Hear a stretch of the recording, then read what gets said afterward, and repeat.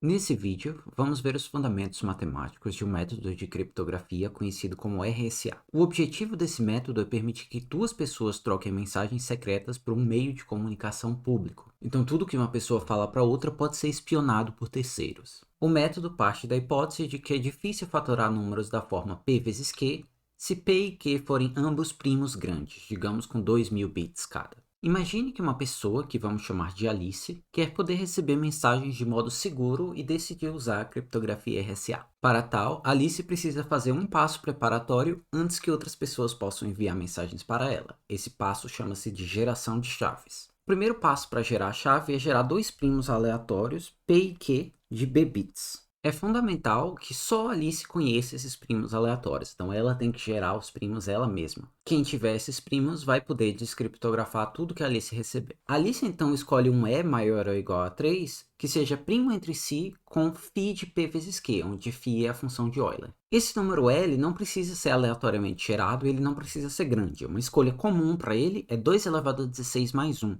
Se essa escolha de E não for prima entre si com φ de p vezes q, a gente pode escolher gerar outros primos ou então aumentar o E. Alice então calcula um inteiro D que é inverso modular de E, módulo φ de p vezes q. Aquela condição no MDC garante que isso existe. Se agora a gente chamar p vezes q de n, a chave pública é o par NE e a chave privada é o par ND. Alice então vai divulgar a chave pública para todo mundo que quiser mandar uma mensagem para ela. Por exemplo, ela pode colocar a chave pública no site dela, mas ela vai guardar a chave privada. A chave privada vai servir para descriptografar as mensagens enviadas. Agora imagine que alguém, que vamos chamar de Bob, quer enviar uma mensagem para Alice e suponha que o Bob já tem a chave pública, o par NE, da Alice. Primeiramente, Bob vai converter o texto que ele quer enviar em um número m entre 0 e n-1. Existem muitos jeitos de converter um texto num número. Se pensarmos no texto como uma sequência de bytes, ou seja, uma sequência de números entre 0 e 255, então o jeito ingênuo de obter o número m é pensar que os dígitos de m em base 256 correspondem aos bytes do texto. Ou seja, m é dado pelo valor numérico do primeiro byte, mais 256 vezes o valor do segundo byte, mais 256 ao quadrado vezes o valor do terceiro byte, e assim por diante. Esse é o jeito que vocês vão usar para obter m no trabalho prático. Como m tem que ser menor que n, isso limita o número de caracteres que podem ser enviados numa única mensagem. Mas se nossos primos p e q têm 2000 bits cada, então n tem 4000 bits, ou seja, 500 bytes, e portanto podemos enviar mensagens de até cerca de 500 bytes.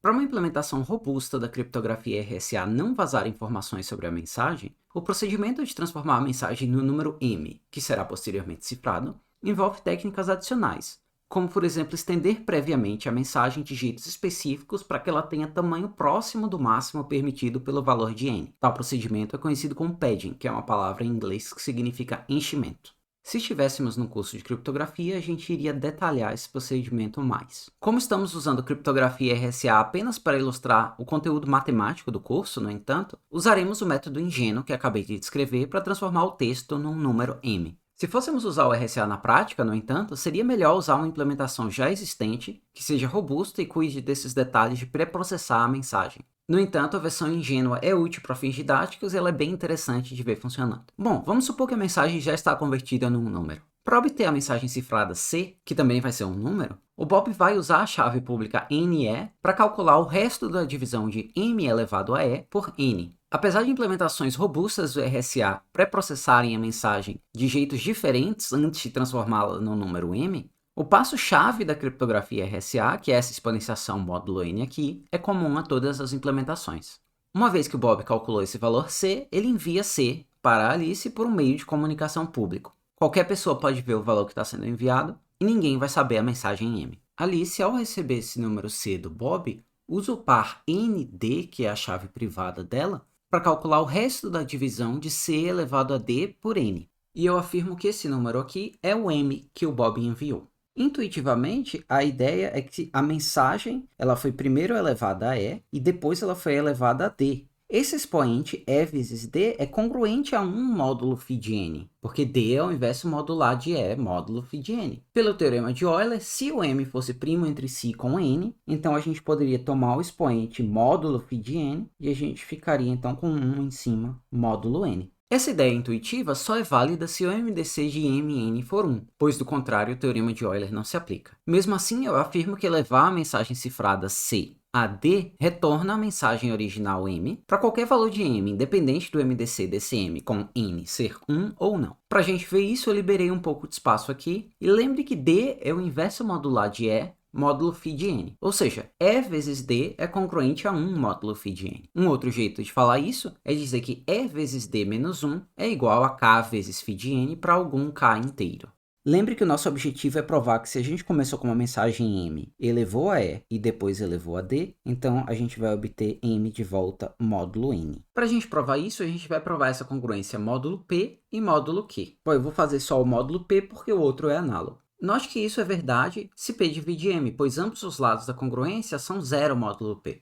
Agora, se P não divide M, então M elevado a ED é M vezes M elevado a ED menos 1, e aí a gente lembra que ED menos 1 é K vezes φ de N. Só que N é igual a P vezes Q, e P e Q são primos distintos. Então, isso daqui dá M elevado a K vezes P menos 1 vezes Q menos 1. Pelo pequeno teorema de Fermat, M elevado a P menos 1 é congruente a 1 módulo P. Então, essa coisa aqui é 1, se a gente estiver pensando em tudo módulo P. O mesmo argumento prova isso módulo Q, e, portanto, tanto P quanto Q dividem M elevado a ED menos M. E, portanto, P vezes Q divide M elevado a ED menos M, o que significa que M elevado a ED é congruente a M módulo N.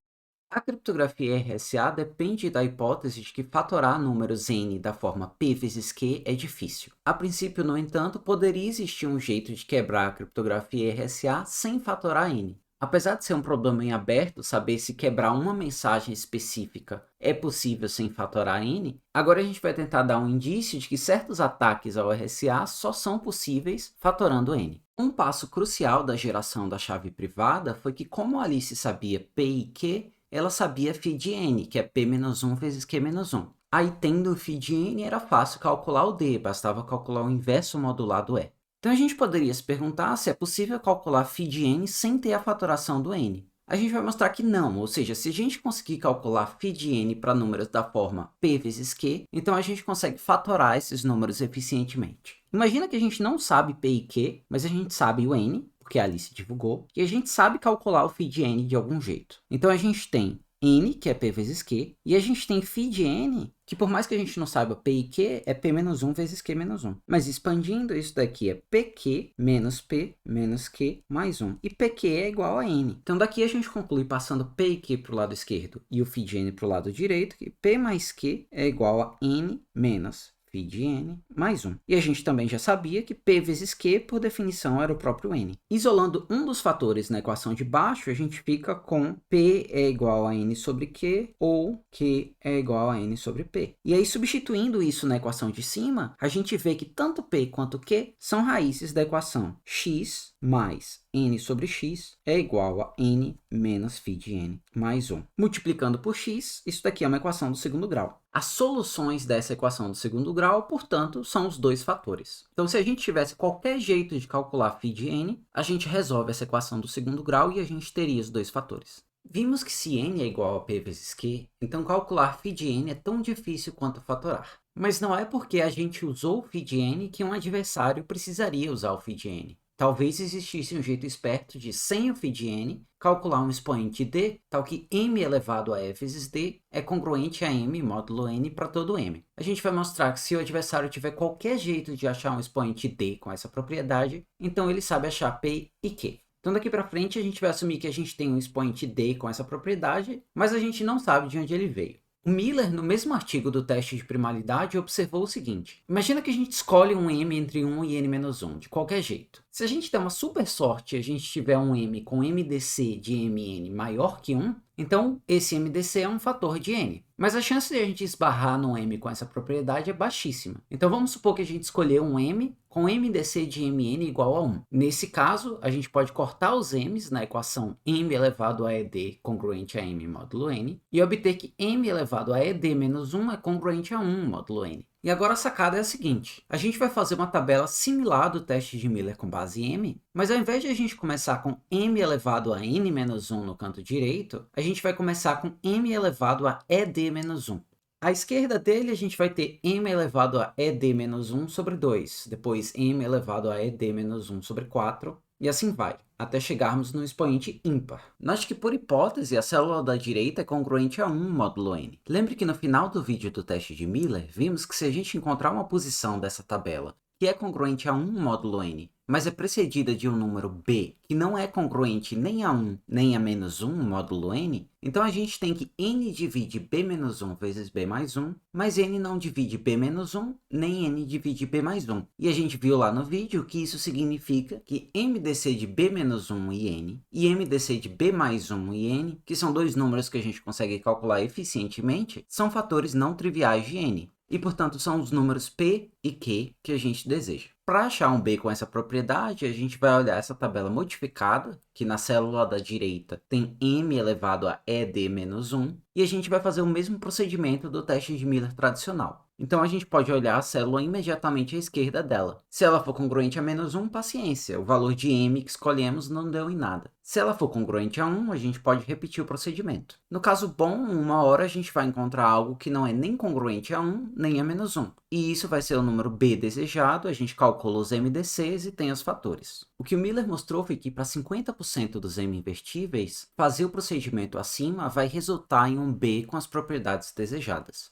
E aí, uma vez que a gente tem o b, basta a gente calcular aqueles MDCs com o algoritmo de Euclides para encontrar a fatoração eficientemente. Assim que se sortearmos um m entre 1 e n menos 1 ao acaso, então ou ele é invertível, e aí o procedimento acima tem 50% de chances de achar a fatoração. A outra alternativa é ele não ser invertível. Nesse caso, a gente já viu que a gente acha a fatoração imediatamente, mas achar um m assim é raríssimo, então não dá para contar com isso. Focando no caso invertível, então, como a gente tem 50% de chances de se dar bem, em média a gente vai precisar sortear dois valores de m para encontrar um valor tal que o procedimento acima revela a fatoração de n. E testar um valor de m com esse procedimento é eficiente, então a gente tem um jeito eficiente de encontrar a fatoração de n se a gente tiver um expoente d que descriptografa mensagens. A prova de que metade dos m invertíveis tem essa propriedade não é difícil, mas ela usa assuntos fora do escopo do nosso curso.